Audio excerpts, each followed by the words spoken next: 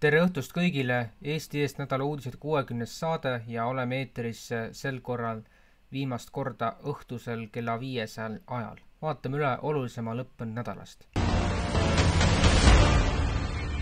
Liibanonis asuv Hezbollah nimetas Binjamina linna lähedal toimunud rünnakut kättemaksuks Iisraeli rünnakute eest Beirutile neljapäeval, milles hukkus 22 inimest. Hiljem ütles ta, et võttis sihikule Iisraeli eliidi Golani brigaadi, tulistas droonide eskadrillide rünnaku ajal Iisraeli õhukaitsesüsteemide hõivamiseks 10 rakette.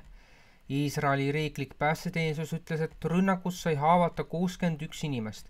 Iisraeli täiustatud õhukaitsesüsteemidega on haruldane, et droonid või raketid vigastavad nii palju inimesi. Hezbollah ja Iisrael on Gazasõja algusest saadik peaaegu iga päev tulega kaubelnud ning lahingud on eskaleerunud. Iisrael alustas selle kuu alguses Liibanonis maapealset operatsiooni eesmärgiga nõrgestada Hezbollah'd ja suruda terrorirühmitus piirilt eemale, et võimaldada tuhandetel ümber asustatud iisraelastel oma kodudesse tagasi pöörduda. Peaminister Benjamin Netanyahu kutsus eelmisel pühapäeval UNIFIL-i üles võtma kuulda Iisraeli hoiatuse evakueeruda, süüdistades neid Hezbollah'le inimkilbi pakkumises.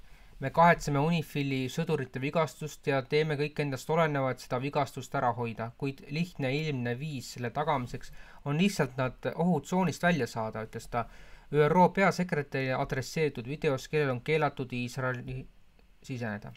Iisrael iga päevaga tõestab oma julmust ja kuritahtlikkust, kus me näeme, kuidas Palestiina ja Liibanoni lapsed saavad raskelt vigastada ja samal ajal Iisraeli need usuhullud, nimetagem seda niiviisi, ütlevad lauldes, et põlegu iga küla maha ja seda ennekõike naabrite kohta. Ja siit jõuame retoorilise küsimusi, et kui mitu küla peaks Iisraelis maha põlema, et nad lõpetaksid sellise türannluse kultiveerimise. See on minu meelest väga kahetsusväärne ja matslik, kuidas Iisraeli valitsejad suruvad inimesi sõna otseses mõttes põrgusse. Kreml on esitanud ametliku süüdistuse, öeldes, et Ukraina sõjavägi on alates piiriülese rünnaku alustamisest augusti alguses kinni võtnud ja hoiab vastu nende tahtmist kinni üle 1000 Kurski elaniku. Venemaa presidendi inimõiguste volinik Tatjana Moskalkova ütles esmaspäeval, olen saanud sõnumeid enam kui 1000 sellise inimese kohta sugulastelt, kes üritavad neid leida. Me ei tea nende saatusest midagi. See on nende õiguste ja tsiviilisikute kohtlemise rahvusvaheliste normide ränk rikkumine, lisas Moskalkova. Ta ütles, et kavatseb tõstatada küsimuse otse Ukraina valitsusega. Ma arvan, et oleks kasulik teile meelde tuletada, et tsiviilisikute sunniviisiline väljasaatmine nende alalisest elukohast on Genfi konventsiooni ränk rikkumine, jätkas Moskalkova masintõlke järgi. Ja maailma kogukond peaks sellele ilmselt korraliku hinnangu andma. Venemaa hinnangul on alates Ukraina armee rünnaku algusest oma edela piiri alale kodudest ümber asustatud üle 112 000 elaniku.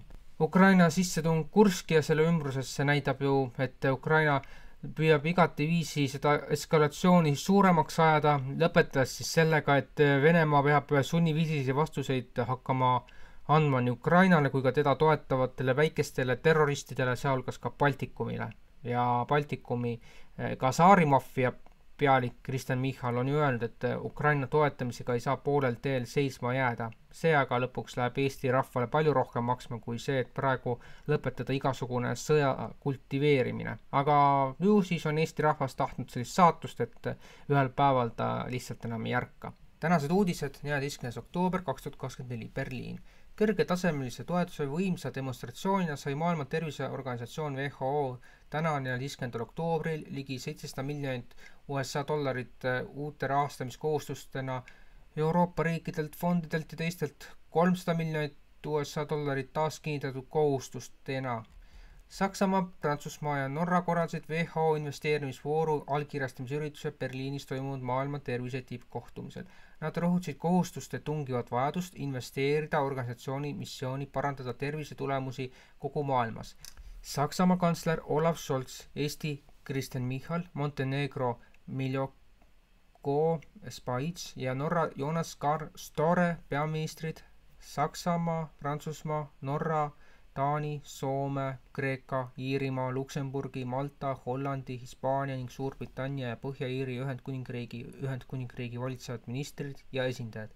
Welcome tegevjuht John Arne Rottingen, Euroopa Komisjoni president Ursula von der Leyen, Gatesi fondi esimees Bill Gates ja Gavi tegevjuht Sania Nishtar olid kõrgetasemelise ürituse ajal juhtide hulgas, kes võtsid kohustusi või rääkisid WHO toetuseks. Seltsimäed, ütleme siis niimoodi, WHO suurendatud rahastuse kaugem eesmärk on ikkagi ju selles, et inimesi suruda vaktsiini hullusesse ja selle nimel on valmis ka Eesti Kasari maffia juht tegema omapoolse panuse 1 600 000 euro eest. Palju õnne kõigile! India plaanib oma elektriülekandesüsteemi ulatuslikku uuendamist ja laiendamist, oodates $109 miljardi suuruseid investeerimisvõimalusi ja toetada taastuvate energiaallikate ja salvestuslahenduste integreerimist, teatas Energiaministeerium. India uus riiklik elektrikava ülekanne näeb ette 100 000 kilomeetrite ülekandeliinide ümberkujundamisvõimsuse ja piirkondade vahelise ülekandevõimsuse lisamist 2032. aastaks. India eesmärk on riikliku elektrikava kohaselt paigaldada 2030. aastaks 500 gigavatti G2V taastuvenergiavõimsust ja 2032. aastaks üle 600 GV. Bloombergi hinnangul peab riik 500 GV eesmärgi saavutamiseks paigaldama 10. lõpuks igal aastal vähemalt 44 GV puhta energiavõimsust, selgub Bloombergi hinnangutest, mis põhinevad India Energiaministeeriumi andmetel. Saime ülekaalukaid lubadusi nii riikidelt kui liidu territooriumitelt kui ka arendajatelt, tootjatelt ja finantsinstituutelt, et toetada meie eesmärgi 500 GV-ni aastast 2030, ütles Joshi igal aastal taastuv energia investorite kohtumisel ja näitusel Indias. Nii et jätkuvalt taastuvenergia promomine, aga samal ajal alternatiivsete lahenduste peale, mis tegelikult annaksid sellise parema stiimuli. Tuumaenergia näiteks on üks hüpoteetne tee, aga põlevkivi meil Eestis, et neid keegi ei kaalu. Aga siin räägitakse igasugustest roheutoopiatest ja siis samusest kliimaneutraalsust. See on lihtsalt ulme muinasjutt, mida meile jahutakse. See on ikka tõesena. Ning uus šokeeriv aruanne on leidnud, et Venezuela rahvusvaheline jõuk Tren de Aragua on üle võtnud vähemalt 4 kortermaade kompleksi Texase osariigis San Antonios, kuna tuhanded selle ebaseaduslikult tulnukate gängsterid jooksevad üleriigiliselt, tekitades kuritegevust ja kaost Coloradost Texaseni New Yorgini. Paljud relvastatud migrantide vanglajõugu liikmed tungisid riiki Biden-Harris avatud lõunapiiride kaudu. Daily Mail paljastas. Ohtlik Venezuela jõuk on üle võtnud vähemalt 4 korterikompleksi Texas osariigis San Antonios, kuna see laiendab oma haaret veel ühes Ameerika linnas. DailyMail.com võib paljastada. Aruanne kinnitas, et Paladia Apartments oli üks korterikompleks, kus TDA liikmed tegutsid. See kompleks oli hiljutise reidi tseen. Seega peab tõdema, migratsioon on saavutanud oma ennekuulmatu taseme ja sellest lähtuvalt, kuna meil siin on ka igasugu sules ja karvalisi tekid, näiteks Tallinnas noortejõugud, kes murravad trammi uksi lahti, siis loobivad tramme kividega ja kõike muud sellist, aga kuna noored on karistamatud, siis nendega ei annagi midagi teha ja selles tähenduses see, et Venezuelas kortermaadesse sisse murtakse, see näitab juba, et meil tahetakse pikemas plaanis ka samasugust asja teha ja kui see peaks kellegiga juhtuma, me teame, et siin ratteid on ju küll võetud enda käsutusse, kas nad on siis olnud kuskil keldris või siis minugi poolest kas või koridoris, see enam kedagi huvita, et lihtsalt võetakse ja kätte ei saada, nii et varguste arv on sellel taustal ikka meeletult kasvanud, nagu siin ühes varasemas uudissaates tõime välja, et see varguste arv on nüüd kasvanud circa 500-ni ainuüksi 9 kuuga, nii et tehkem sest omad järeldused. Paar lühiteadet ka.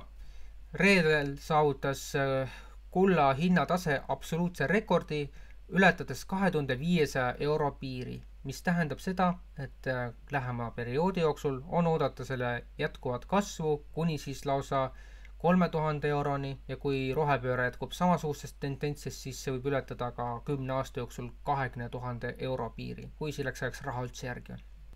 Ning kuivõrd meie järgmine saade Euroopas läheb eetrisse ikkagi pühapäeval, aga selleks ajaks on talveaeg, siis Saate lõppu olgu ära öeldud, pühapäeva 27. oktoobri varahommikul kell 4 keeratakse kellasid tund aega tagasi kella 3:00 peale, mis tähendab, et 26. oktoobri ööl vastu 27.